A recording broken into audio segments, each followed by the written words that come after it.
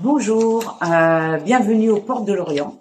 Voilà, à Tours, un lieu magnifique où je vous reçois aujourd'hui. Merci à vous d'être là et d'avoir cet intérêt pour notre association. Donc je me présente, je suis Madame Yadel Karima. Donc je suis une habitante tourangelle. Voilà, je suis dans le secteur du médico-social depuis une vingtaine d'années.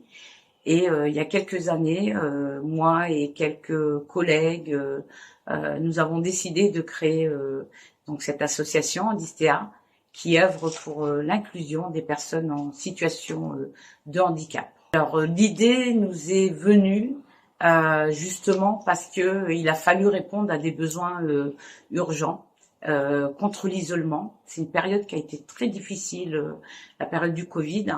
Et au début, ça a été un appel des familles, des familles qui se sont retrouvées rapidement livrées à elles-mêmes face, voilà, aux fermetures de structures médico-sociales, du personnel d'accompagnement qui malheureusement atteint de Covid ne pouvait plus répondre à leurs besoins. Voilà, et on a été très vite une écoute en fait, une écoute pour ces personnes.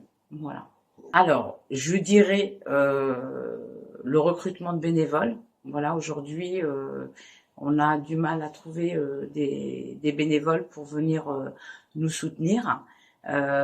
Sinon, la difficulté aussi, c'est le fait d'avoir accès à certains locaux, certaines salles où on peut proposer en fait des activités. Je vais vous expliquer pourquoi. En fait, notre siège social est installé rue Georges Sand dans un coworking. Donc, on va dire que c'est un lieu plutôt administratif. Mais pour proposer nos ateliers, tout ce qui est autour du bien-être, les ateliers on va dire dans la médiation artistique culturelle, on a besoin en fait d'avoir accès à d'autres lieux. Donc voilà les difficultés un petit peu. Alors je lance un appel aussi bien à des entités privées, voilà, des personnes qui ont des lieux peut-être à nous proposer, et je dirais même à nos élus qui peuvent favoriser nos difficultés, trouver des solutions aussi, voilà, et parce que l'inclusion est une affaire de tous, on est tous concernés, voilà. Dans un premier temps, comme je vous l'ai dit, c'était vraiment de répondre à un isolement en fait des personnes. Dans un premier temps aussi, on a accompagné tout ce qui est démarche administrative, voilà, et tout ce qui est autour de la santé mentale.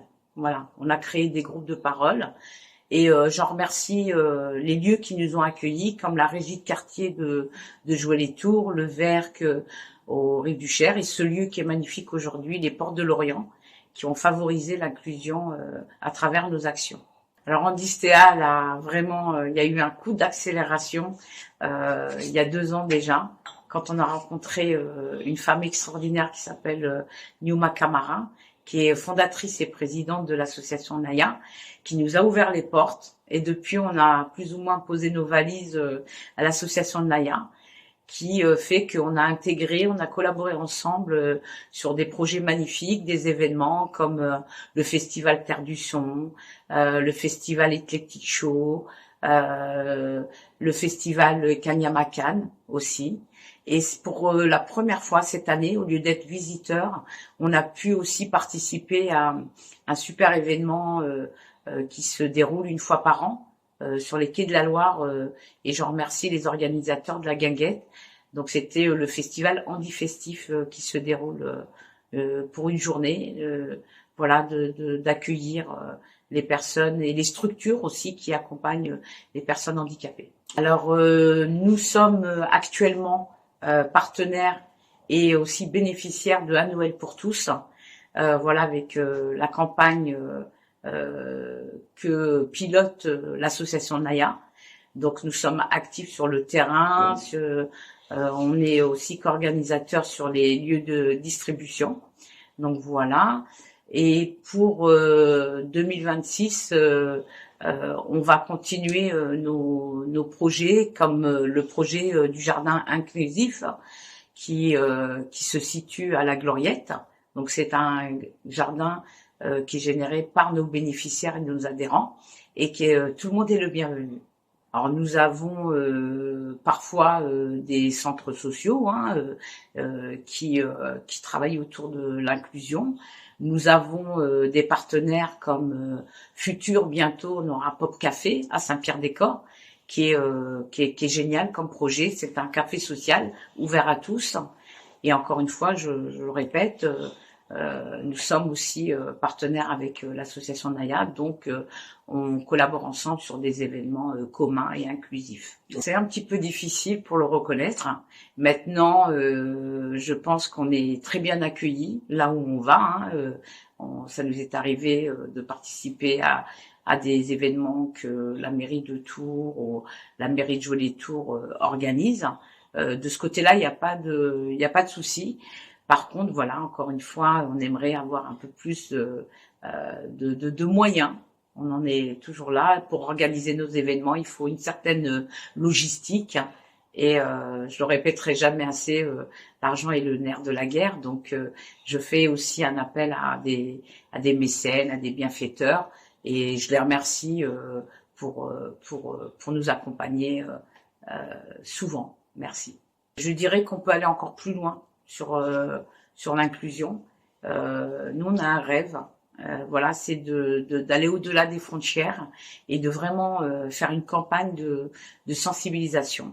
Voilà, parce que un de nos combats, c'est aussi le harcèlement qui est fait auprès des enfants en situation de handicap dans le milieu scolaire, mais pas que. Aussi, ça peut être dans des structures qui accueillent ce public. Et vraiment, ce combat-là, il nous tient à cœur et on aimerait lancer une campagne contre le harcèlement faite aux personnes vulnérables.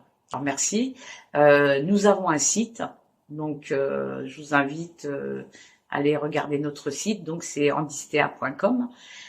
Ensuite, nous sommes sur les réseaux sociaux. Nous sommes assez actifs sur Facebook. Nous avons une page, Andistea. Et depuis très peu de temps, récemment, nous sommes sur TikTok aussi. Donc voilà. Donc, avant de remercier, je voudrais revenir rapidement sur ma nomination récente aux 72 heures des femmes distinguées qui se déroulera au printemps au Sénégal. Et je voudrais remercier 2 femmes extraordinaires. Donc Awa, qui est responsable de ce comité, et Madame Niouma Camara, qui est ma marraine en fait pour cet événement. Et voilà, je voudrais encore remercier toutes les personnes qui nous ont soutenus depuis 5 ans. Andistea, c'est une aventure humaine. Voilà, il faut qu'on soit ensemble pour l'inclusion des personnes vulnérables. Les personnes que je voudrais remercier aujourd'hui, c'est le personnel aussi des Portes de Lorient et la responsable, donc Sabria, merci beaucoup de nous avoir accueillis aujourd'hui. Bien sûr, toute l'équipe de Média Online TV, voilà, pour votre disponibilité et votre soutien. Je n'oublie pas aussi donc nos bénévoles, nos sponsors, nos partenaires, et voilà. Andistea, on nous nomme souvent comme une association pas comme les autres.